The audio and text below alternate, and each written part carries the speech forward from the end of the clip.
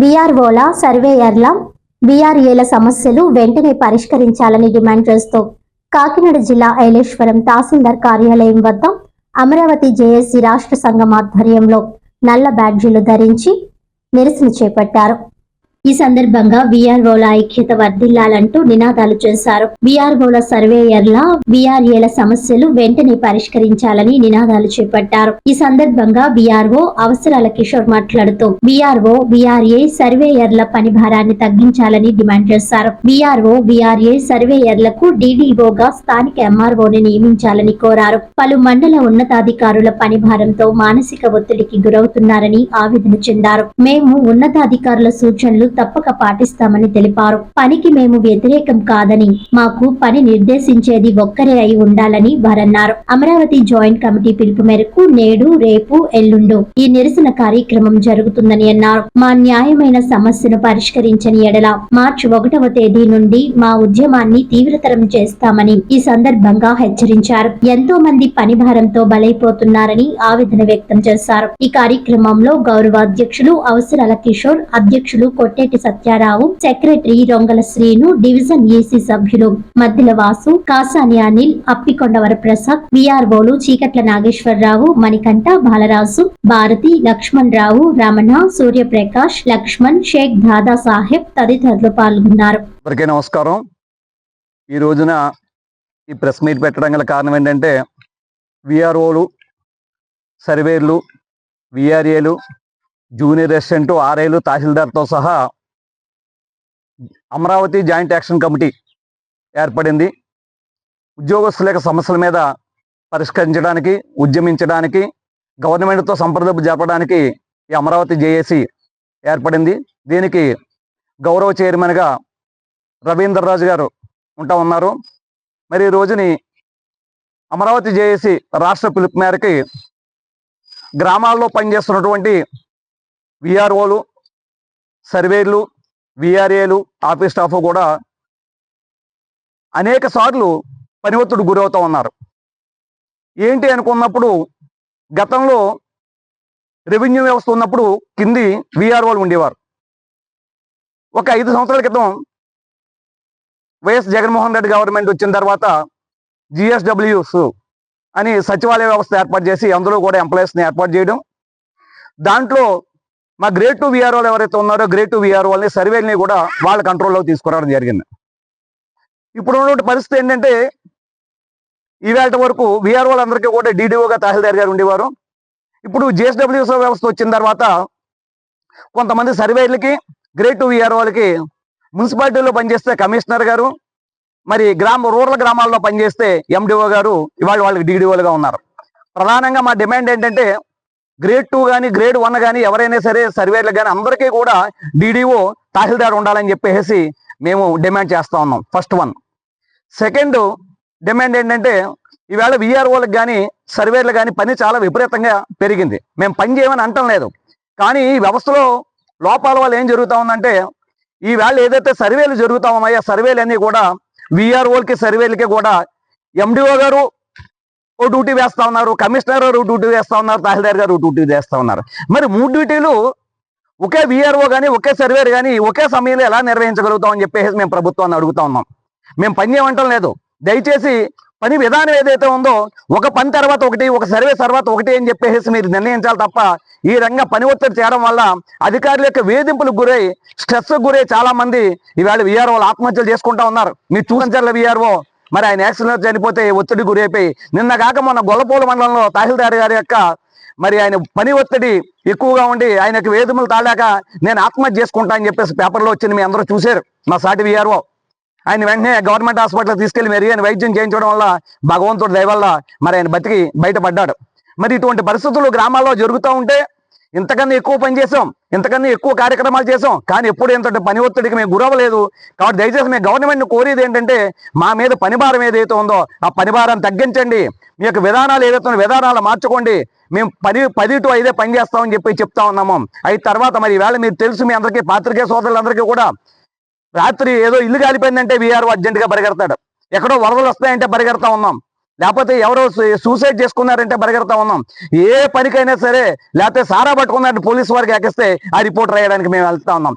మరి ఇంత పని ఒట్ల మీద మీరు 10 గంటలకల్లా సచివాలయంలో అటెండెన్స్ వేయండి అని చెప్తా ఉన్నారు.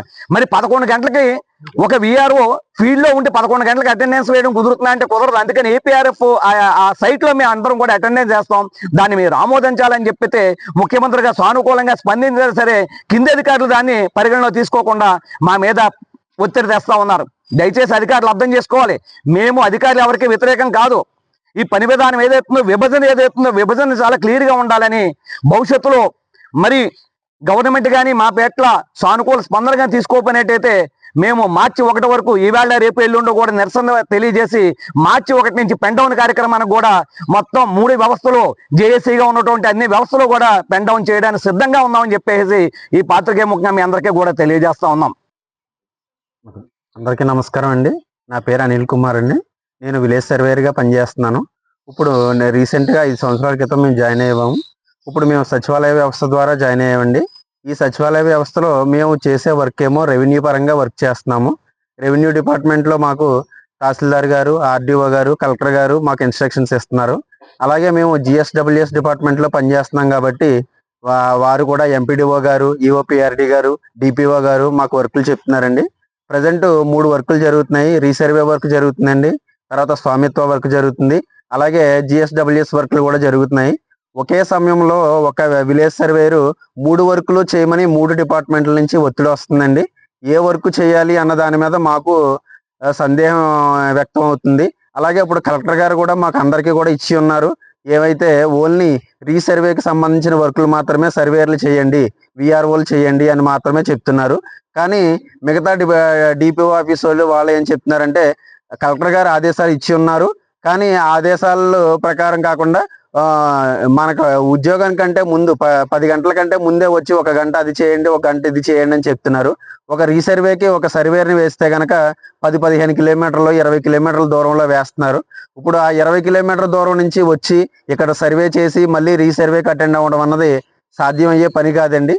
ఈ విధంగా మేము తీవ్ర ఒత్తిడికి గురవుతున్నాము. 3 డిపార్ట్మెంట్ల నుంచి మాకు ఒత్తిడి వస్తుంది.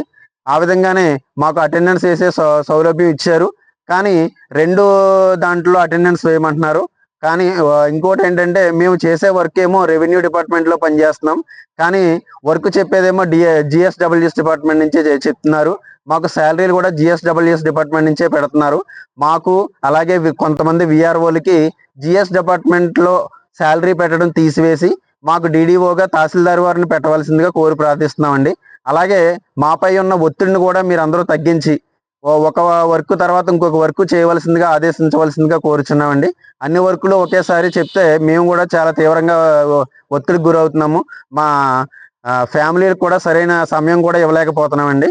ఈ విధంగా మేము తెలియజేసేది ఏంటంటే, మేము ఎవరైతే రెవెన్యూ డిపార్ట్మెంట్లో పనిచేస్తున్నామో మండల అధికారి అయిన తహసీల్దార్ గారిని మా అందరికీ కూడా డీడీఓగా ఏర్పాటు చేయండి. నెక్స్ట్ ఏదైనా వర్క్ ఉన్నా సరే ఆ తహసీల్దార్ గారి ద్వారానే మాకు వర్క్ రావాలి, కానీ 4-5 అధికారులు వచ్చి ఒకేసారి వర్క్ చెప్తే కనుక 4 వర్కులు కూడా మేము చేయలేమండి. ఈ విధంగా పత్రికా ప్రముఖులకి తెలియజేయమంది ఏమనగా, మాపై ఒత్తిడి తగ్గించండి. మేము వర్క్ చెయ్యము అని చెప్పట్లేదు, వర్క్ చేస్తాము, కానీ ఒక వర్క్ అయిపోయిన తర్వాత ఇంకొక వర్క్ చెప్పండి, ఆ విధంగా మేము చేస్తామండి. సో మా జేఏసీ ద్వారా మేము కోరుకునేది ఇవేనండి. వార్తల్లోని ముఖ్యాంశాలు మరోసారి.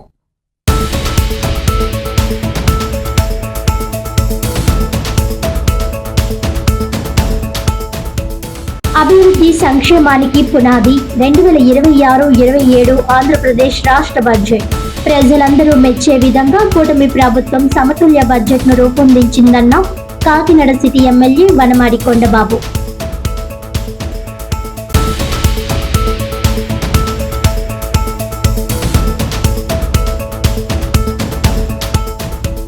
అమరావతి జేఏసీ రాష్ట్ర సంఘం ఆధ్వర్యంలో కాకినాడ జిల్లా ఐలేశ్వరం తహసీల్దార్ కార్యాలయం వద్ద నల్ల బ్యాడ్జీలతో నిరసన. విఆర్ఓలు, విఆర్ఏల, సర్వేయర్ల సమస్యలు వెంటనే పరిష్కరించాలని డిమాండ్.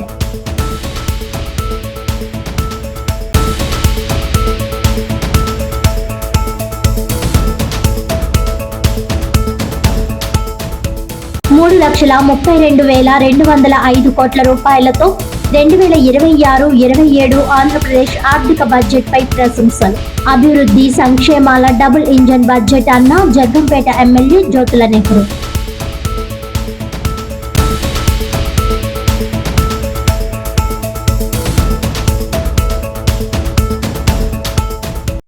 ఈనాటి వార్తలు ఇంతటితో సమాప్తం. తిరిగి వచ్చే బులెటిన్లో మళ్ళీ కలుద్దాం. అంతవరకు సెలవు. నమస్కారం.